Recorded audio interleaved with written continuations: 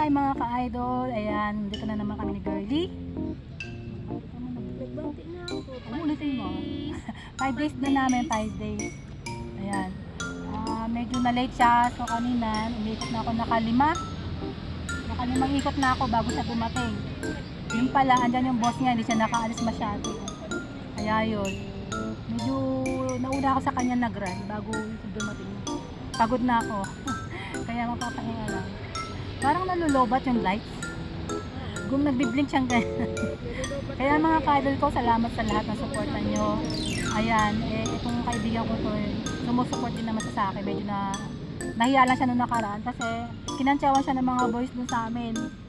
Ayan, kaya sorry naman, kaya di kami nakapag-upload kahapon. So, ngayon, tutuloy-tuloy ulit namin yan. Pang 5 days namin ngayon. Yun, continue lang po natin yun, mga ka-idol ko. Ano yung mga natin? Ganun ba? Makdo? Yung kilig-kilig ko!